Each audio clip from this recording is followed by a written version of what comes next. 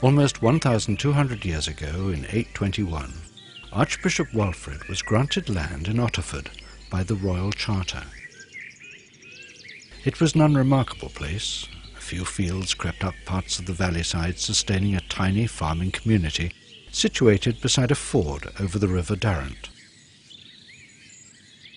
The valley itself was low-lying, marshy ground, surrounded by dense woods, and it was on this terrain that Archbishop Walfrid erected an early Anglo-Saxon manor house, a simple stockaded affair built on reclaimed land surrounded by a moat. But from that moment on, Otterford was Canterbury's land. By 1514, it had become one of the largest and most profitable archiepiscopal manors of the land. It was in this year that Archbishop Warham began work on what was to become one of the largest palaces in England. His Holbein portrait shows a gentle, rather frail, almost saintly man, but make no mistake, Archbishop Warham was a shrewd, well-educated and powerful politician. He was head of the Catholic Church throughout England, the Archbishop of Canterbury. He was the Pope's personal representative, but he was also Chancellor of all England, holder of the nation's Great Seal. He was, in fact, next to the king in importance and stature. He had been Chancellor during the reign of Henry's father, Henry VII. He had been made responsible for the instruction of the young Henry VIII. Now, as the king matured in age, he continued as his Chancellor. Warham needed a power base where he could meet foreign emissaries and even his monarch on an equal footing, something to reflect his own stature, a palace to compete with the best that Europe could offer. Archbishop or king, this was the world where power needed to be visible. There was no room for such a big enterprise in Canterbury, so Otterford it was to be. In 1514 he began to build, and in 1518 he moved in. Warham was by now 60 years old.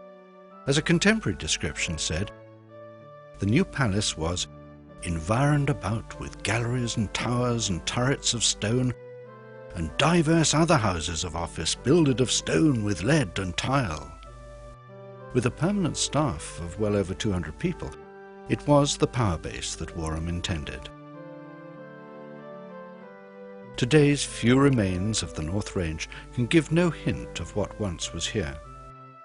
Facing you as you approach the palace were two octagonal towers set either side of a colossal central gatehouse. A great set of oak doors and armed guard would have barred your way, but it was once you entered the gates that the sheer scale of the palace would have struck you. The great courtyard measured 266 by 234 foot, or 82 by 72 meters, which made it one of the largest courtyards in Europe. On either side were cloistered walks, an Italian innovation where visitors enjoyed to stroll and meet. On the far left of the courtyard stood the great stables. It is estimated that up to 40 horses could have been stabled here. At least 10 stable lads would have slept in the haylofts above the horses, and the grooms would have had their rooms above the coach house. Security for the palace was maintained by a company of armed soldiers whose main responsibility lay in mounting a guard over the 4 entrances to the palace buildings. The 3-storied main gatehouse would have housed the officers and the guard. Rooms in the one surviving tower showed generous fireplaces to guard against the Otterford winter, and all had adjoining guardrobes or toilets. The palace itself lay on the far side of the great court. It was built mainly of Kentish ragstone, which had been quarried in Sevenoaks. Well edified and builded of free stone, with a large outer cast of bay windows after an uniform plan, is how a contemporary described it. Roofs of lead and many glass windows proclaimed the occupant's wealth and exalted status. This palace was designed to impress. The visible face of the state. The palace was constructed on a multi-courtyard plan, like the Burgundian palaces which it emulated. The political part comprised the great gallery or staterooms with the great hall running behind them. This is where ambassadors, statesmen and even kings were greeted and entertained. The second part of the palace was for ecclesiastical administration, which comprised all the western side of the palace buildings, the Archbishop's house, the ecclesiastical offices, the chapel and the western or Lord's Gate. The third part comprised the long range of buildings, the courtyard and great tower along the southern side of the palace. These were the See of Canterbury's land administration offices. Nothing now survives of the Great Gallery that so impressed Erasmus and the visiting French and Italian ambassadors. We're told there was a broad bridge across the narrow moat at this point, and that guests were led by a permanent guard up to the main reception rooms on the first floor. At evening, lanterns lit the stairways, while beeswax candles would be used in most of the rooms. We know from other palaces of the period that the interior decor that would have greeted us would have been rich and vivid, even gaudy to our eyes. Carpets were rare, and it was customary to use rush matting on the floors. Heating was supplied either from the many hearth fireplaces or from movable charcoal braziers on wheels called fire pans. Independent from the secular business of the palace stood the Archbishop's house, later of course to be used as the King's house. Like similar archbishops' houses still in existence, it would have housed not only the Archbishop and his personal entourage, but provide guest rooms for any important visitors and their servants. Most of the walls would have been clad in linen-fold panelling. The main rooms would certainly have been hung with tapestries and fabrics. The Archbishop's house was probably designed to allow direct access to the staterooms, as well as the ecclesiastical offices which adjoined it. These were the conduit for private communication with Rome.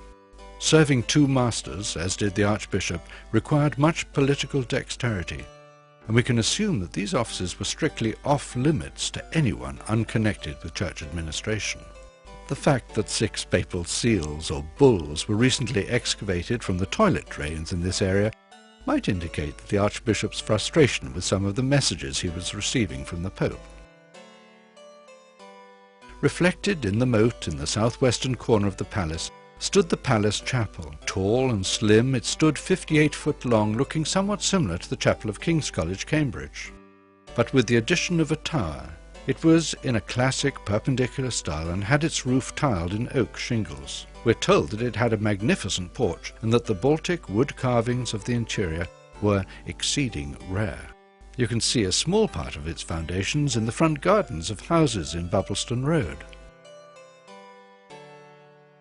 Privacy was essential to Warham, particularly on church matters, and he had his own gate from which he could receive and send messages. The old medieval gatehouse building had its own stables and would also have housed many of his private retainers. Warham also had his own private walled garden at this corner of the moat. Despite the pressures of office as a practicing churchman, he was also required regular reading of his breviary and time for contemplation. Central to the smooth day-to-day running of the palace was the steward, known also as the sergeant. He was next to the Archbishop in importance, and his house would have been in a central position within the palace complex. He fulfilled a role similar to an international hotel manager, ensuring all the services, fuel, food, day-to-day maintenance were all looked after, as well as organizing all the requirements of the many guests. Banquets, hunting parties, tournaments, they would all fall under his responsibility. The old southern gatehouse, Thomas's Gate, provided the main public entrance to the palace. All those with business with the steward or the land offices would come this way. The staff manning the land or estate offices would have comprised mainly of literate and experienced management people. Canterbury estates covered a large part of southern England, and the offices held all the deeds of the many parcels of land, manorial holdings and estates.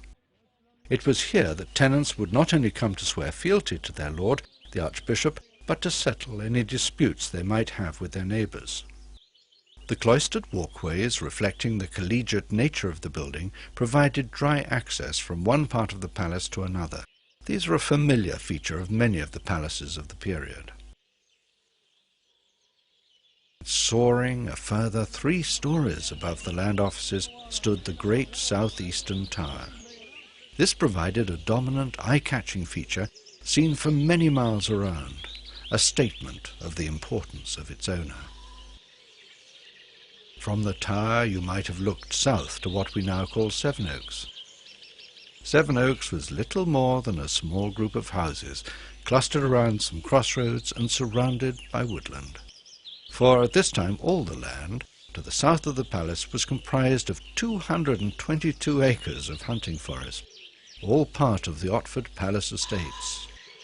Hunting was a major pastime amongst aristocracy and royalty, and men were judged by their prowess in the hunt.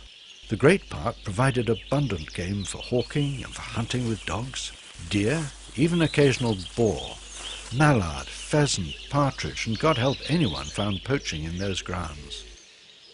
The view today has changed somewhat. At over 100 foot long and 39 foot wide, this medieval hall, built by Archbishop Courtenay in 1382, could house over 200 guests at a single sitting. The hall itself was on a mezzanine level. The ground floor area was used for the storage of the wine and ale, as well as many of the dry goods. Being surrounded by a moat has disadvantages if you want a cellar. The hall was used primarily as a dining room for the whole household. They would eat at trestle tables which were removed after each meal. The hall was also used as a courthouse, and for large-scale entertainments like masques. Of course, this amount of food would require extensive kitchens, and these were sited at the far end of the hall in their own building. Permanently hot and smoky, they were divided into 2 operations: the hall kitchen, preparing food for the household, and the Lord's side kitchen, which supplied the finer dishes for the archbishop or king and the household officers. Each chef would have had up to 12 assistants, as well as a further 12 scullions to help prepare meals. Across the yard from the kitchens were the food administration centres. The bakehouse passed loaves on to the pantry, where they were stored in great wooden chests called arks. Next door was the buttery, or bouteillerie as it was called, where the wine, drawn off from the barrels beneath the hall, was carried in jugs for consumption at tables. In those days, fresh water was thought unsafe to drink, so most people drank ale or beer. Perishable stores like meat, cheese, vegetables and eggs were known as achat and stored in the stores tower. These were the responsibility of the aketerie, from which we get the modern word caterer. Meat was the staple diet, and raw game was hung in well-ventilated flesh larders in the tower. Venison in particular was required to be hung for 6 weeks. Freshwater fish came from the stew ponds adjoining the palace, all fed from Becket's well.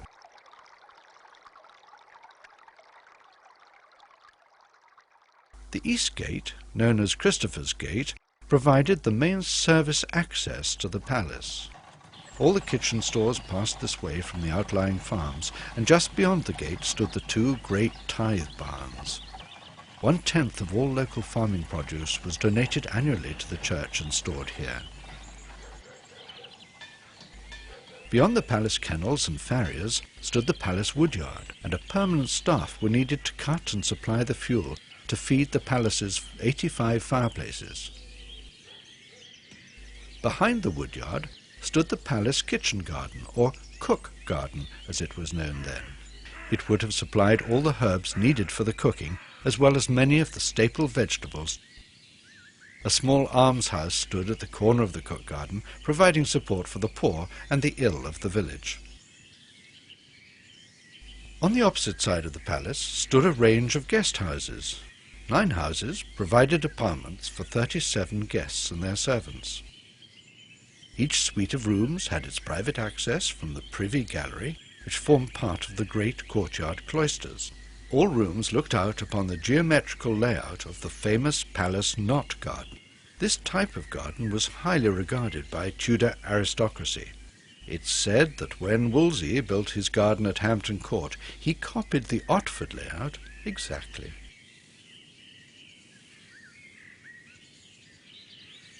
Almost 500 years later, little is left to show for the grandeur that once was. The wooded deer park is now grazing for sheep.